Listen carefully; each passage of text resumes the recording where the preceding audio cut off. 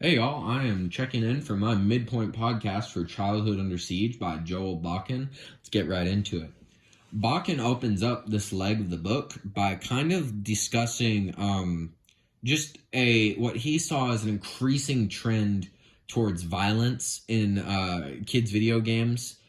He describes like just gratuitously violent like flash games, which are games that run on excuse me, games that are run on Adobe Flash that don't require a download. You know, you can go to like Cool Math Games, addictinggames.com, Flonga, mini clips, sites like that to play these games. And they all just boil down to just torturing an individual, like torturing a stick figure or contorting like a stick figure, like throwing it, picking it up with your mouse and throwing it down the stairs or putting it through like grinders with, just gratuitous amounts of animated blood.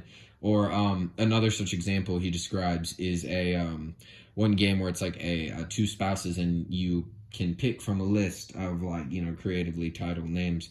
And then there's a little animated sequence that plays where one of the spouses is like, killed in like a horrible fashion. And Bakken notes that he specifically mentions addictinggames.com that this website that has these horrible, like just gratuitously violent, granted it's cartoon violence, but it still is just like masochistically violent, just like over the top violence. Is sponsored and ran by Viacom, the company that runs Nickelodeon.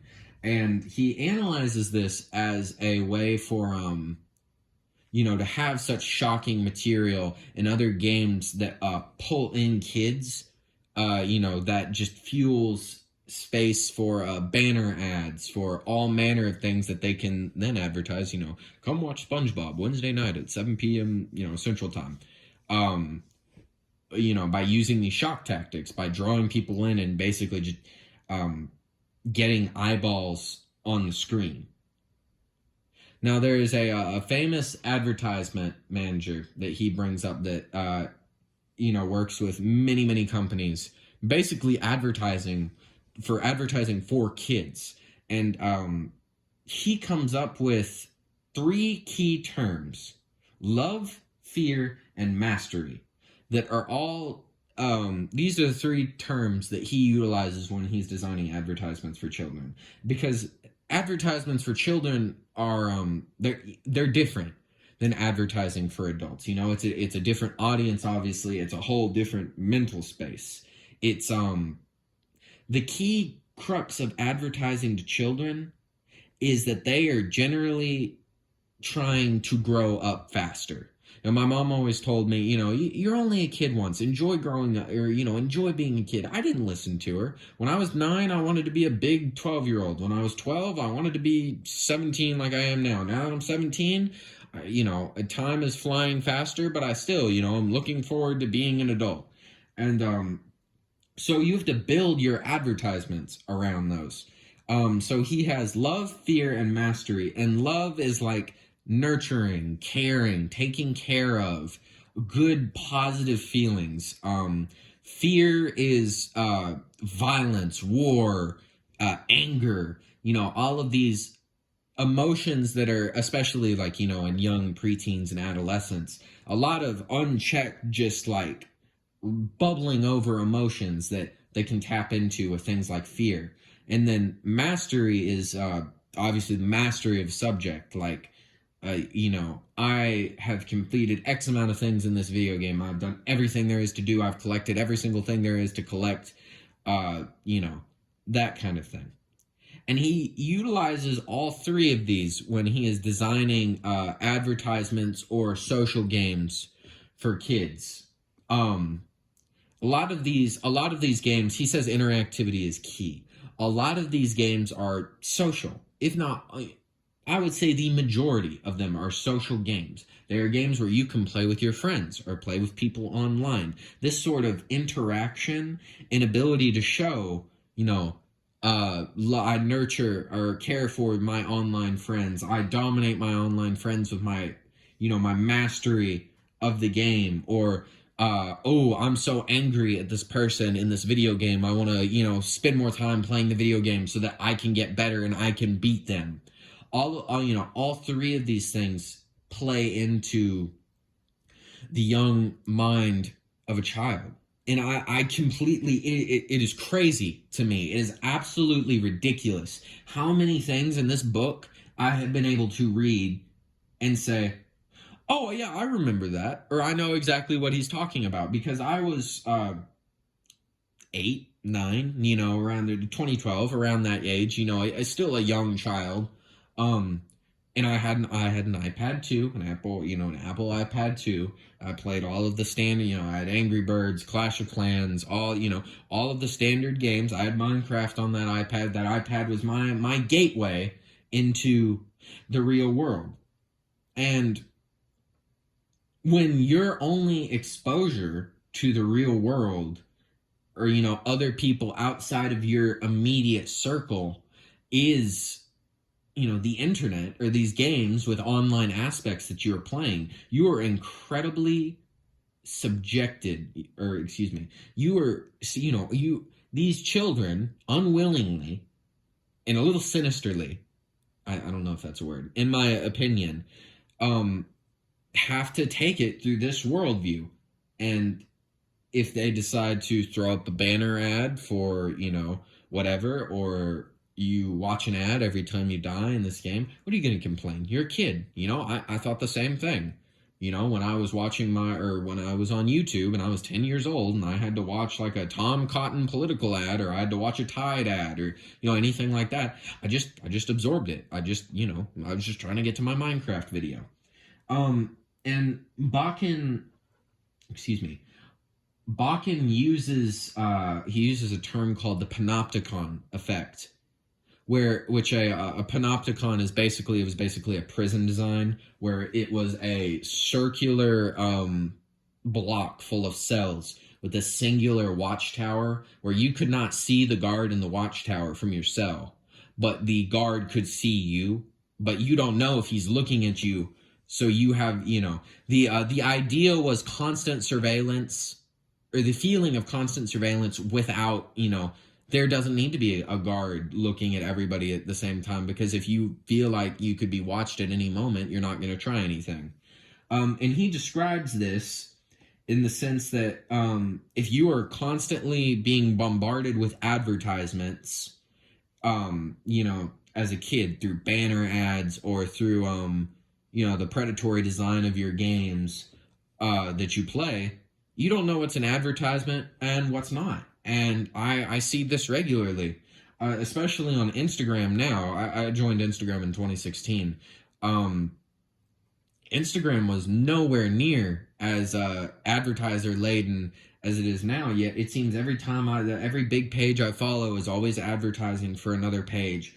Or I go on Twitter, and anytime, I follow a multitude of pages on Twitter. Anytime a thread gets popular, it gets like thousands and thousands of likes. The first thing they do is, oh my gosh, bestie, you need to see these candles, or you need to see these, a multitude of items that I personally don't care about, but they're on my feed. I have to scroll past them. And in the end, that's what advertisers want, is eyeballs on screen.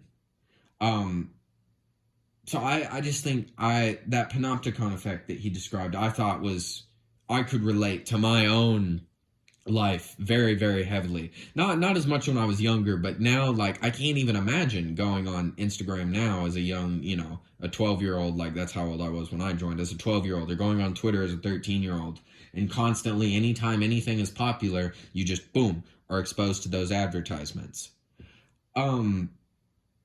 There was also a very, very, there was a line towards the middle of the book that just said, like, for a game to be successful, it must allocate a regular reward schedule as well as a regular set of punishments. Routine reinforcement is necessary.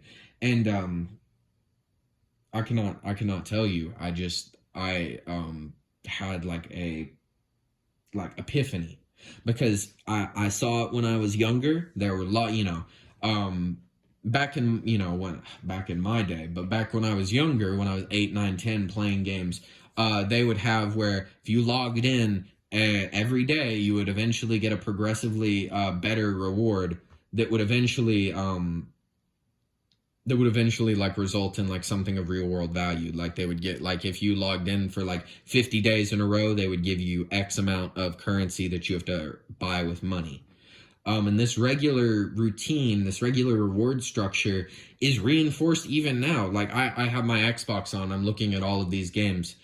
Games like Grand Theft Auto 5 or Grand Theft Auto 5, Apex Legends, Call of Duty Warzone. All of these games are based on the idea of if you come back and you play a certain amount of time, you will get time investment. Apex Legends, for example, every other time you level up in that game, you get a loot box filled with in-game cosmetics. Grand Theft Auto, every day you log in, you get a certain amount of money, and you can go spin a wheel at a virtual casino for a chance at in-game cosmetics, an in-game car. Call of Duty Warzone will give you random bundles that give you in-game cosmetics, or things like that. Notice how I'm saying cosmetics a lot, because that's generally what the book expressed, and what I have seen, especially in recent years. That is where they have that is where most game studios make their money, especially for free games. Apex Legends is free. Call of Duty Warzone is free. These games that are free to download, but for, if you want to look good, or, like, oh, all of your friends have a cosmetic item, but you want to have a cosmetic item, well, then, that's just 10, 20 bucks, whatever, it's only 10 or 20 bucks. And then you buy it and you get a dopamine rush and you think, oh, what's 10 or 20 bucks more? That's how Fortnite printed money off of little kids, is because little kids saw their favorite content creators playing the game, advertising the game, again, the panopticon effect, and they said, oh, a famous content creator for Fortnite, Ninja, I like the skin Ninja has, and then they will go and spend 20 bucks on a in-game cosmetic for Fortnite, and that's through that constant reward schedule that keeps you coming back, you eventually become more and more and more and more and more comfortable with the idea of spending money on a free game. Another way, and they did this is more prevalent with mobile games. Free mobile games are often called freemium, Freemium, like a mix of premium and free. And these games are often you can play them for free, but again, you can unlock cosmetics or speed up progress in game by spending money with there's usually a free currency that you can earn in game, and then a freemium currency that you can buy for real money. And what these games will do, and what Bakken talks about with a game called Neopets, is you'll start the game and it'll get, say you join, and it'll say, hey, you're a new player. Here's 150 gems that you can spend in the shop to buy cosmetics. And then you'll go to you'll say, hey, that's great. And you'll go to the shop and you'll look at the cosmetics and you realize, oh, I can buy a pair of socks for my little Neopet for 150. But if I just spend $5 or $6 more, I can get them like a top hat or a monocle. They give you a very small, very, very small taste, almost like a dealer, a drug dealer gives you a very small taste for free to get you hooked. And then once they have you, they have you. My goodness, I didn't even realize I'd been talking about this for 14 minutes. But yeah, so far, I have really, really enjoyed this book, because it has been deja vu moment after deja vu moment after shocking realization. Especially because I want to go into a career in advertising. I think it's a very interesting field, because it's a mix of business and psychology. But as I'm reading this book, it's just, again, it's amazing to me. It is astounding to me how much of this I recognize just from my own childhood. And this is unilateral experience. I could talk to any of my friends and say, hey, do you remember how, like, in games, they would only give us a little bit of currency to get us hooked? Or, hey, do you know, like, how, the free games now, they all, they have cosmetics, they encourage you to spend money. Every single, I would wager that every single person in my generation that had an iPad like that, or had a tablet or an iPod or a Wii or an Xbox with connection to the internet experienced these same predatory forms of advertising. And it is amazing to me. It is absolutely astounding. It's like reading, the coach's playbook for my childhood entertainment. And I'm thoroughly enthralled with it. So yeah, I really like this book, y'all. I'm sorry if that came off as a little ranty. I have very few like notes in front of me, trying to just analyze what I was going through and what I was reading. But it's just amazing to me. That's all, that's all I can really say. So yeah, I will see y'all for the next podcast. But this is Caleb signing off.